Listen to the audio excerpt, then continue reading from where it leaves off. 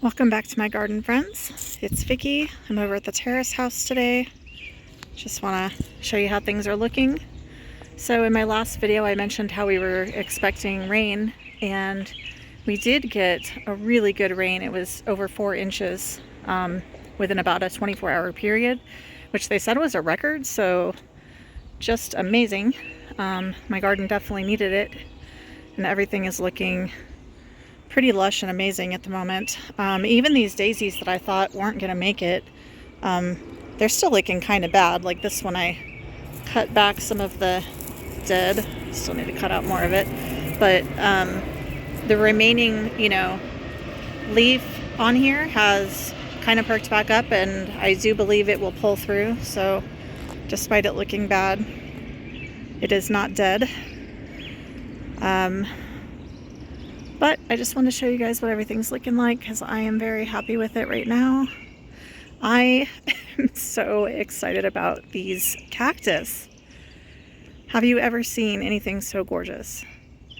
And I have a lot of it just because I liked the color of the cactus pads and the way that it just kind of differentiates from the other stuff around it, right? So I kept cutting off these little pads. Like every year when I would get one on top of another, usually I would cut them and I would move them to another place so that I would have more.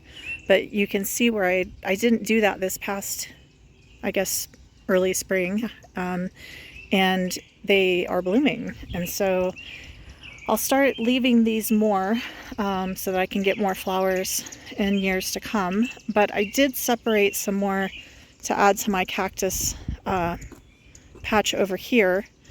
And this particular one, this was a big one and it was looking really bad. So I just cut all the pieces off and just planted it individually, and hopefully it'll start doing better. This was the base of it.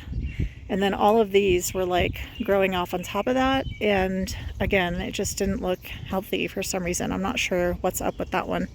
So hopefully by cutting off those little pads and replanting them, that will help it to grow more. And then these also are some just additional ones that I pulled off of some of these over here that were growing like into other plants. And so they were gonna, either the other plants were gonna cover them, or they were, they weren't gonna get enough sun, whatever the case might be. So that's why I cut some more to extend my little cactus pads down that way. But anyway, everything is looking good. I'm going to actually climb up to the top here in a minute to show you what's going on up there, because my white anemones are starting to bloom and they look really pretty, and they have this blue center. So let me get up here. I also added more Artemisia to this top area, because I really like this one that I already had right here in the front, and I wanted to add more of a silver patch here. But anyway, check out these white anemones. Isn't that pretty? With the blue center. And they're very tall. I'm really happy that I added these. Like, I know I'm not getting as many flowers as I should in years to come, but they're definitely adding something new to my garden that hasn't been there before, and I really like it. So, looks like it's about time to cut back this pink salvia. We've got a couple of our mullein, or what's the other name? Verbascum, I believe. My iris. I've got some bindweed growing up here I need to get out. There's another white anemone. This one is not standing up for some reason. I'm not really sure what happened to this plant. Oh, this is just tulip that died back. I need to dig that up. But anyway, you can see a coneflower patch that is in flower here, and many more that aren't open yet, but will be soon. Here is the purple salvias that I already cut back once. Here's my biggest mullein that is starting to open, this yellow one. Get around on this side now.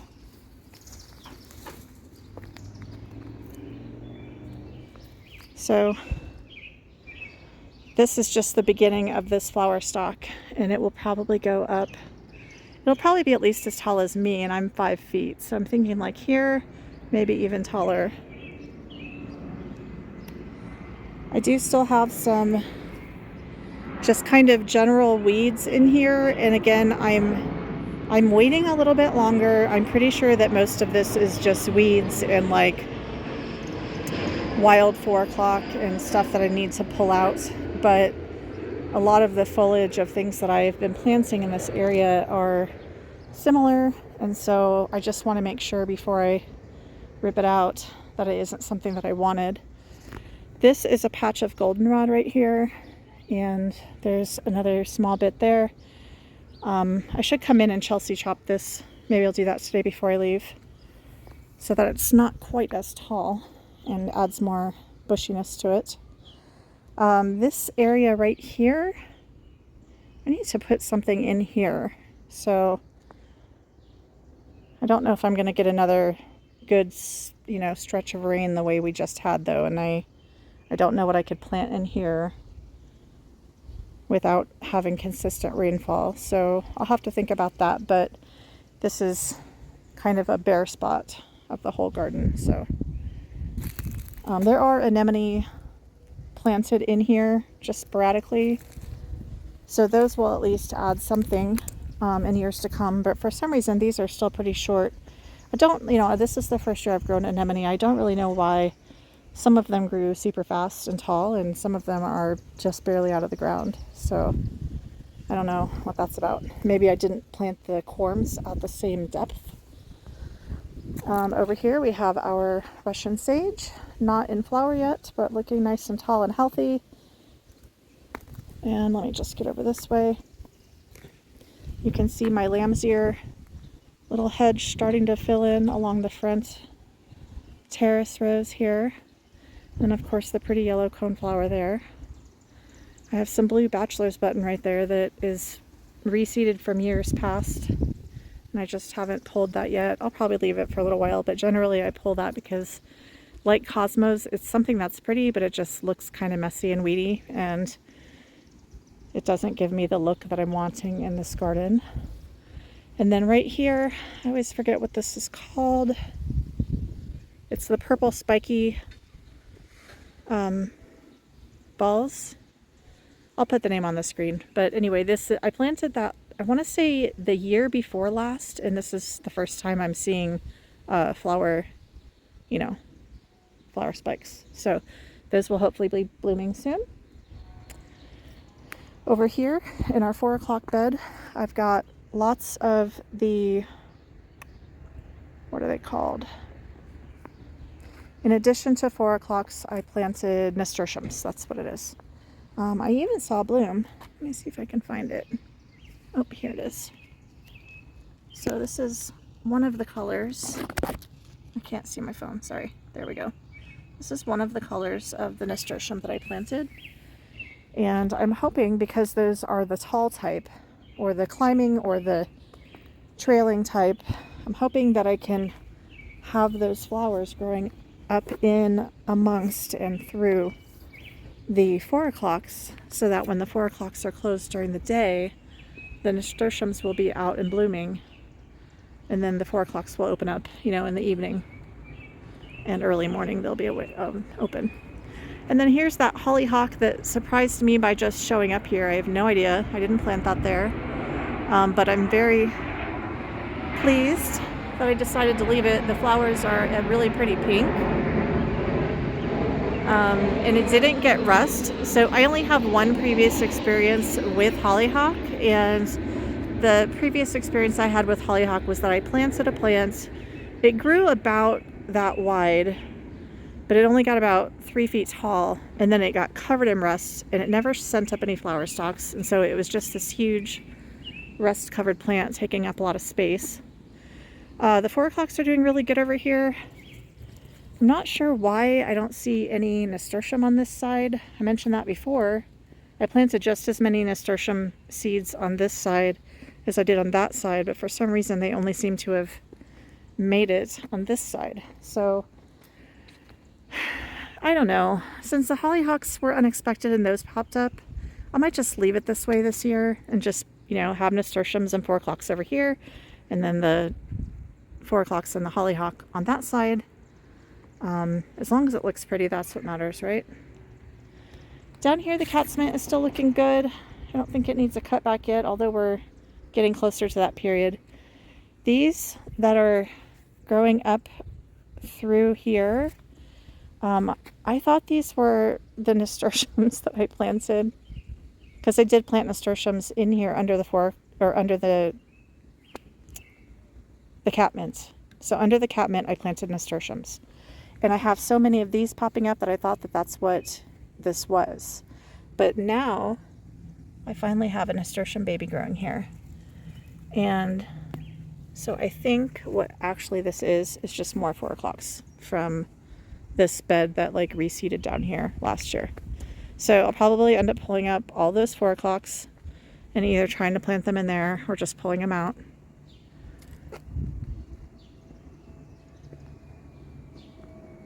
The Artemisia mounding type. It does form this mound, but it also like grows out to the sides and starts kind of like running through other plants and stuff. And it does that, you know, pretty quickly as it warms up. You'll see that every time I come over here and take a video, that's going to be bigger, and, you know, it's kind of like the sweet potato vine. It grows quickly. It's surprising. Here's my beautiful yarrows again. If I had to pick a favorite plant in my garden, it might be yarrow. Although the salvias and the cactus also have my heart, so maybe I have lots of favorites. But there's our little rose back there in bloom. Let's see if I can get a closer view.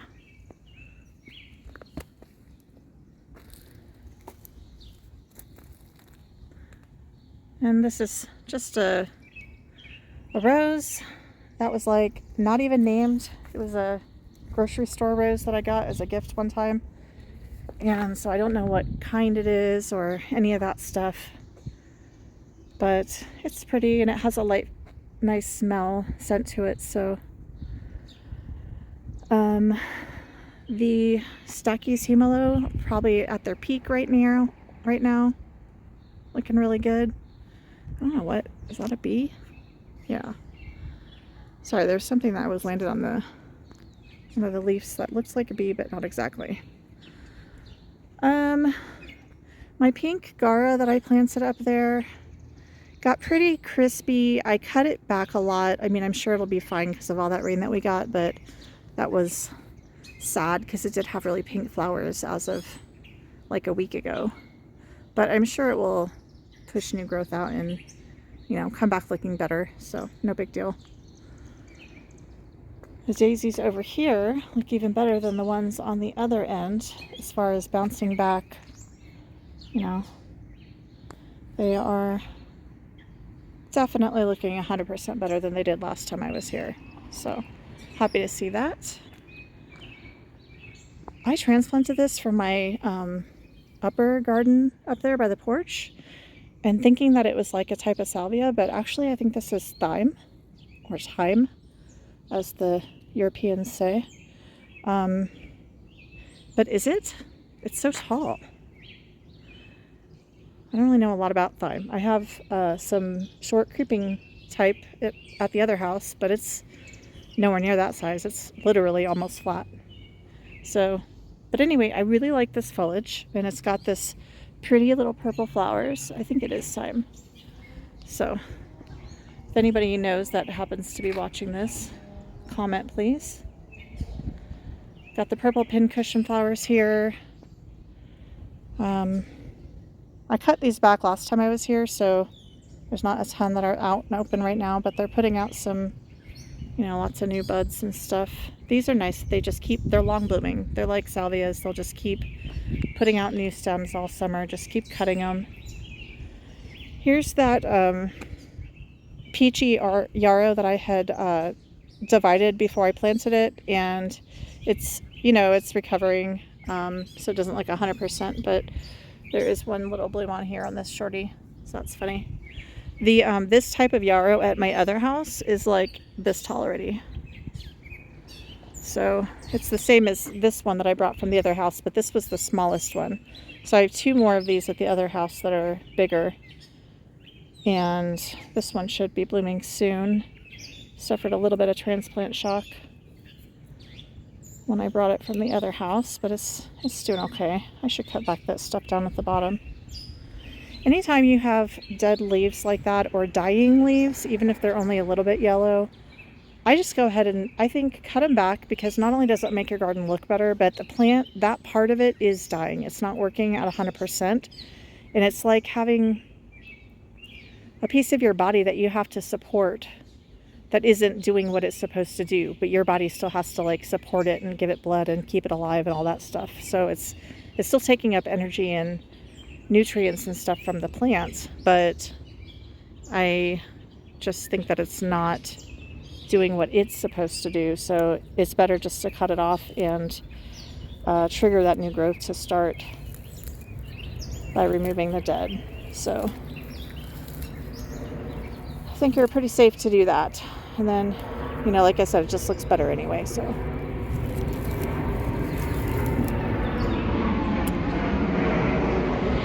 I guess that's it for this garden down here. Let's take a quick walk up to the top. We had so much rain that look at what it did here to my sidewalk. Well, next to the sidewalk. That must have been from rain just dumping in.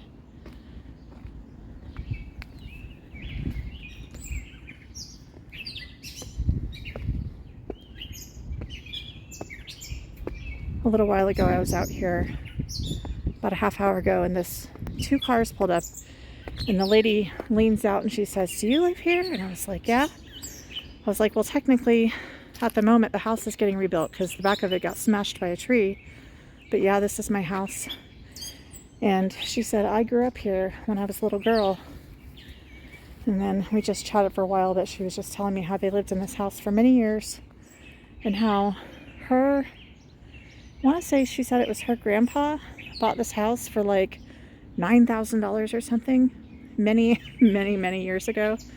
And I was like, wow, it is worth a lot more than that now. It's crazy how prices go up. That is a wild 4 o'clock. These are my roses that look terrible. Totally eaten by deer. Look at this. Not a single bud.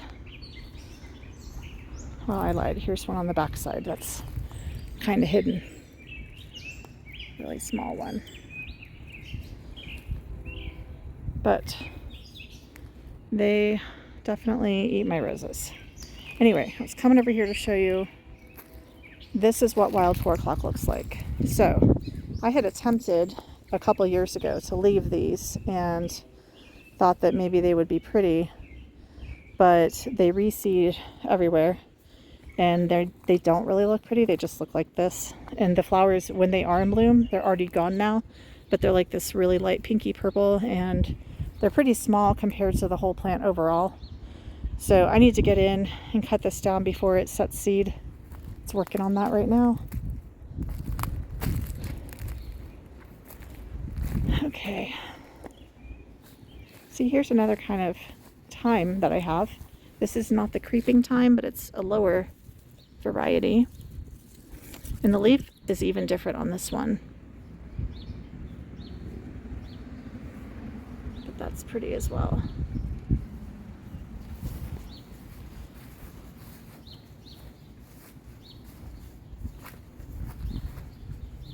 And this black lace elderberry bounced back no problems after its pruning. And I need to get in here and weed this bed and remulch it. I'm on call tomorrow. I have a doctor appointment today, otherwise I would run and grab some mulch and work on that now, but I have to go to my doctor appointment soon, so I'm not going to get this done today, but tomorrow, if I don't get called into work, I'm going to come back over here and hopefully get a lot of stuff done. I wish these flowers had a scent because, well, I guess they actually do. It's very, very faint. And again, this is the Pretty in Pink Eating Climbing Rose. These are eventually I'm going to have climbing over something. They're not going to be here. I'm going to move them to the backyard when we get it fenced. But I'm going to have them climbing over like something. A cattle panel and an arbor, a trellis, I don't know. But the buds, since the stems are kind of soft, they just like hang down. But that'll be okay if you're walking under it or you're looking at it from below. So not worried about that. Let's walk over to the hydrangea garden, the meadow garden.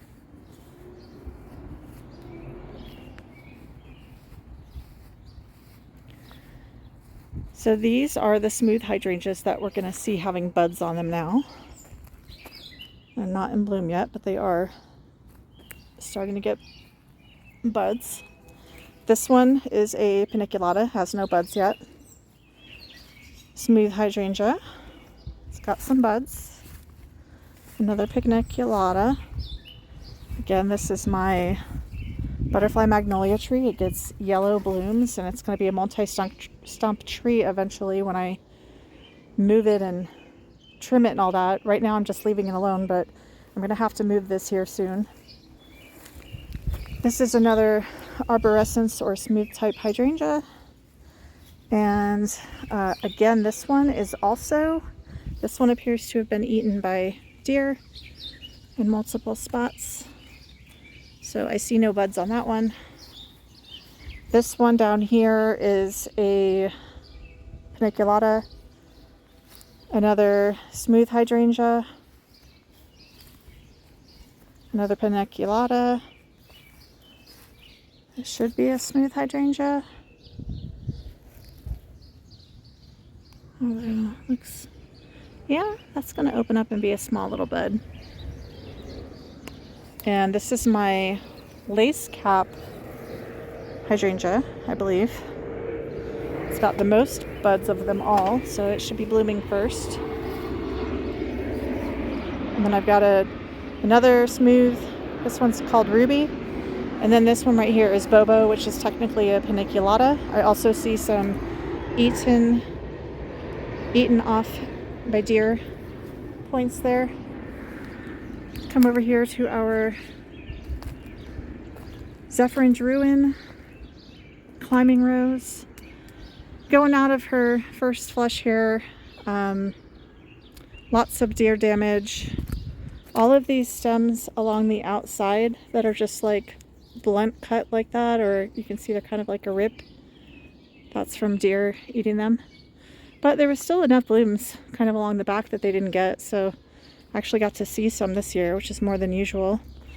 Here is my butterfly weed. It is officially open, so we can see the white as well as the pink. Hopefully that's in bloom for you. It's bright right now, so I can't see my camera screen all that well. At the moment, I don't see any butterflies. I do see lots of different kinds of flies, though. I haven't seen any butterflies yet at all, to be honest with you. I saw one at Lowe's earlier when I was looking at flowers and stuff, and this is another paniculata hydrangea that looks like they've been eating it. That's kind of weird. They don't usually eat this one. But anyway, yeah, I saw a butterfly over there at the Lowe's on one of their flowers.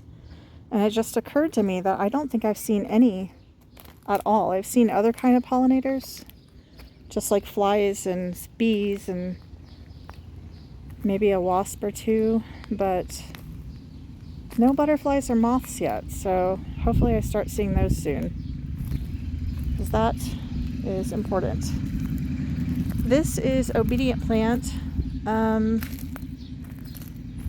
It's taller than it was the past couple of years. I guess that's normal though. I probably could have cut this back. And I think that this kind of curled up looking leaves down here. I think maybe these were damaged by a late frost or something. It doesn't all look that way, but like this half of the plant has that. Either that or maybe there's some sort of insect that's using this as a host plant and it's like inside of there and, you know, hibernating or whatever they do, metamorphosizing.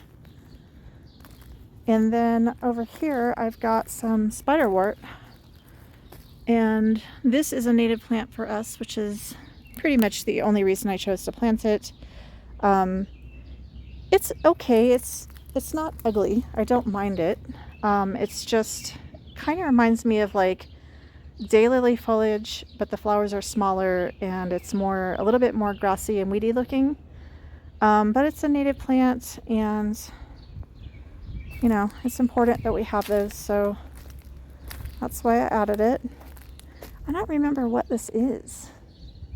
I thought maybe it was milkweed, but now that I'm looking at it, it doesn't look like milkweed. So I'll give this some more time to reveal itself. You can see I never got back to cutting these iris heads back. I should do that still. I've got lots of little cosmos growing throughout this area. They're kind of seeded all around. I don't know if anybody remembers, I had like 1 or 2 cosmo plants here last year. So obviously they've done their job of self-seeding, and now this will forevermore be a cosmo patch. And that does it for the meadow / hydrangea garden. And then over here we have the shade garden. Hellebores. Got some various hostas in here. I forget the name of this plant. I think that's something I planted.